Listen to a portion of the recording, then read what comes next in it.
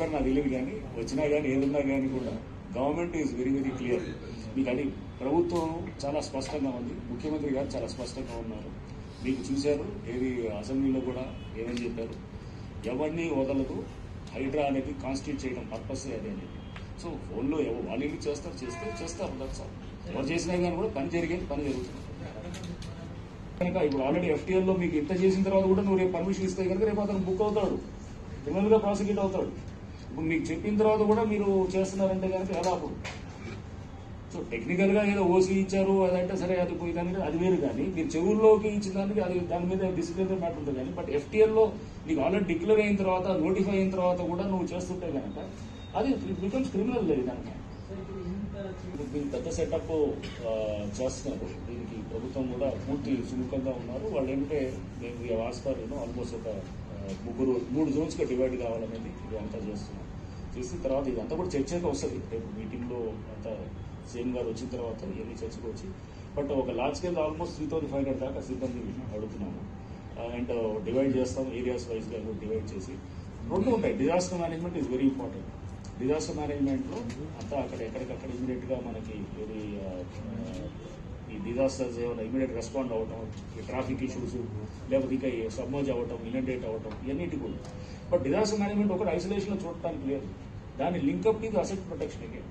ఈ 2 linked up అనమాట. అది ఎందుకంటే నువ్వు చెరువులో నువ్వు వెళ్లాల్సిన నీళ్లు వెళ్ళకపోతే కనుక చెరువులోకి రావాల్సిన నీళ్లు రావట్లేదు. ఎందుకంటే మొత్తం నీగిపోయింది. చెరువు ఏడదు కాదు, చెరువు వెళ్ళినప్పుడు నీళ్ళు ఎడిపోతాయి, రోడ్ల మీదకి వస్తాయి, నీళ్లలోకి వస్తాయి, ఏడగంట ఆడకు వస్తాయి, వచ్చి మొత్తం ఫ్లడ్ అయినప్పుడు అప్పుడు అదే ఇళ్లలో వాళ్ళు ఎవరైతే కొంటాడో ఆ ఏరియాలో కొన్నాడు ప్రభుత్వాలను తిరుగుతుంటాడు, లేదా అందరినీ తిరుగుతుంటాడు. అది జరుగుతుంది. మనకి ట్రాఫిక్ సమస్యలు లేకపోతే క్వాలిటీ ఆఫ్ లైఫ్ దెబ్బతింటాం, ఇవన్నీ కూడా అంటే మొత్తం ఓవరాల్ గా అసలు ఒక మీరు చూస్తున్నారు సివిక్ లైఫ్ అనేది డిస్టర్బ్ ఎంత అయిందో మన 2020లో జరిగినటువంటి ఫ్లడ్స్ అనేది మనకు తెలుసు. ప్రధానమైన కారణం దీంట్లో ఏంటంటే ఈ చెరువులన్నింటినీ కూడా పునరుద్ధరించాలి. అంటే you have to revive all these lakes. ఈ లేక్ టు లేక్ లింక్ కూడా మనం ఎస్టాబ్లిష్ చేయగలగాలి. లేక్ మళ్ళీ ఇప్పుడు అలుగు పారుతుంది. ఎప్పుడైనా కనుక దానికి చెరువు ఫుల్ ట్యాంక్ లెవెల్ అయిన తర్వాత అంటే ఇట్ ఓవర్ఫ్లోస్ ఏమవుతుంది, నెక్స్ట్ చెరువుకి పోతుంది.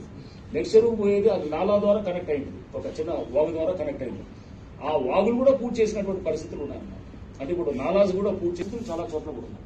సో అందుకోసం ఎన్నింటినీ కూడా మన రివైవ్ లో ఎన్నింటిలో కూడా ఈ ఫేజెస్ లో మనం గ్రాడ్యువల్ గా we have to do this అంటాం. ఈ గొలుసుకట్టు చెరువుల్లో అది ఎప్పటి నుంచో మనకి హిస్టారికల్ గా వచ్చినటువంటి దీన్ని మొత్తం మన హ్యూమన్ ఇంటర్వెన్షన్ తోటి మొత్తం డిస్టర్బ్ చేసి అతలాకుతలం చేసి మొత్తం కూడా ఇప్పుడు ఈ పరిస్థితులు చిన్న వర్షానికే కూడా హైదరాబాద్ లో మన ట్రాఫిక్ అస్తవ్యస్తం అయిపోతుంది, లేకపోతే లోతట్టు ప్రాంతాలన్నీ సమ్మర్జ్ అవుతున్నాయంటే కనుక కారణం జనాలందరూ కూడా ఏది ప్రభుత్వాలని వ్యవస్థని తిప్పితే కాదు, మనందరూ కూడా బాధ్యత ఉంటున్నాం. ముందు మనం FTL బఫర్ జోన్ లో అసలు కొనకూడదు, ప్రాపర్టీస్ కొనకూడదు. ఎవరన్నా కొంటుంటే కూడా అది తప్పకుండా అది రేపు ఏంటంటే ముందు వాళ్ళకి ఇబ్బందికరంగా ఉంటుంది. మేము అందుకోసమే చెప్పాము కూడా, దయచేసి వీటిల్లో ఎవరైనా కన్స్ట్రక్షన్ చేస్తుంటే ఇమీడియట్ గా ముందు మాకు మెసేజ్ మాకు ఇవ్వండి, మేము కొనకూడతాం, తప్పకుండా డెమాలిష్ చేస్తాం. కొత్తగా వచ్చే స్ట్రక్చర్స్ ఏదున్నా కానీ కూడా ఫస్ట్ ఫేజ్ లో నేను చెప్పాను ఫర్దర్ గా రానివ్వకుండా ఉండడానికి వాటి మీద నిర్దాక్షిణ్యంగా వ్యవహరిస్తాం. Will be very very ruthless on the constructions which are coming up in FTL and ఇది buffer zone.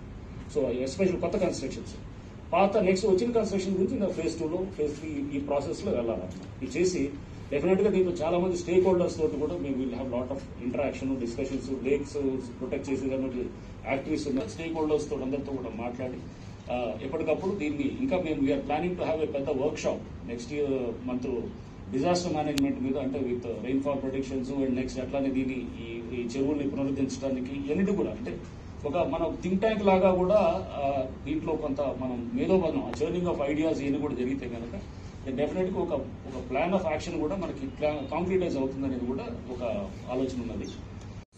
So that is regarding నన్నగిరి. ఇట్లా రకరకాల మన చందానగర్ లో కూడా నిన్న we have gone for demolitions. దాన్ని కూడా అది ఆ డిమాలిషన్స్ లో కూడా వెరీ దాంట్లో ఇంట్రెస్టింగ్ ఏంటంటే అది యాక్చువల్గా అసలు పర్మిషన్ మన దీంట్లో ఇచ్చారు, బఫర్ జోన్ లో ఇచ్చారు. బఫర్ జోన్ లో ఇచ్చినప్పుడు పర్మిషన్ మీద ఇరిగేషన్ వాళ్ళు దే హావ్ లాడ్జ్డ్ కంప్లైంట్. ఏమని ఇచ్చారో వాళ్ళు they have given complaint on 6th March. ఏమని ఇచ్చారో మీరు బఫర్ జోన్ లో పర్మిషన్ ఇచ్చారు అని చెప్పేసి దాన్ని క్యాన్సిల్ చేయమని చెప్పి అడిగారు 6th March of 2024. ఈ పర్మిషన్ ఇచ్చింది బఫర్ జోన్ లో was last year May 23rd ఈ ఇయర్ లో 2024లో a notice show cause notice was issued by the deputy commissioner అక్కడ చందానగర్ కన్సల్టెంట్ ఇచ్చి తర్వాత దే మేడ్ డిమాలిషన్ అటెంప్ట్. ఒక 2-3 రోజుల తర్వాత వాళ్ళు అక్కడ హోల్స్ పెట్టారు సీలింగ్ కి, అది పైన స్లాబుల్ కి హోల్స్ పెడతారు కదా, పెట్టి చేశారు. డిమాలిషన్ అంతా కూడా జరిగింది మేలో. అయిన తర్వాత కూడా అంటే అతను ఓసీ కూడా మార్చి తెచ్చుకున్నాడు. ఏది బిల్డింగ్ కాకముందే కూడా అక్కడ ఉన్నటువంటి డెవలపర్ ఓసీ కూడా వచ్చింది. అంటే దానికి లిఫ్ట్ లేదు, డోర్లు ఇప్పటికీ డోర్లు లేవు, ఇప్పటికీ లిఫ్ట్ లేదు, అయినా కానీ ఓసీ వచ్చింది. ఓసీ ఎప్పుడు ఇస్తారు? ఒక రోజు ముందు వెళ్లే ముందు, ఆక్యుపెన్సీ ముందు ఇస్తారు. బట్ అతను మార్చిలోనే వచ్చిందన్న.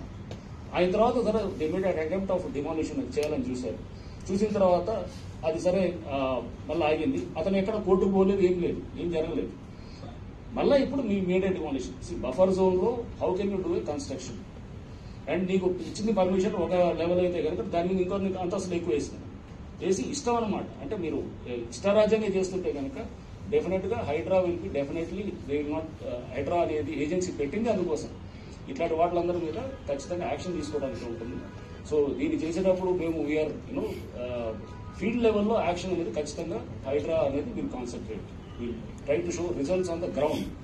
పబ్లిక్ నుంచి అక్కడికక్కడ మనకి స్పాట్ లో అర్థమైపోద్ది ఏంటి ఇది ఎక్కడ ఆక్రమణ, ఏంటి ఇది ఏం జరిగిందని అర్థమైనప్పుడు దాంట్లో మనం కొన్ని ఫాలో అవ్వాల్సిన లీగల్ ప్రాసెస్ ఉంటే కనుక ఉంటుంది. కొన్ని చోట్ల అవసరం కూడా ఉండదు అనమాట. మీకు క్లియర్ గా ఉన్న చోట్ల ఆల్రెడీ ఇక్కడ షోకాస్ నోటీసులు ఇచ్చారు, ఆల్రెడీ డిమాలిషన్ అంటే మళ్ళీ ఇంకా నోటీసులు ఎందుకు ఇస్తారు? ఆల్రెడీ అన్ని జరిగినాయి కదా. సో చేసిన తర్వాత అతనేం చేయలేదు, సో చేస్తారు. సో వీళ్ళు ఫాలో లీగల్ గా చేస్తుంటాము. చేసి డిమాలిషన్ అనేది ఖచ్చితంగా అక్కడ రేపు ఎవరైనా కానీ బఫర్ జోన్ ఆర్ ఏది FTL లో కట్టాలంటే కనుక భయపడేటటువంటి పరిస్థితి తీసుకొచ్చేటట్టు విధంగా చేస్తారు.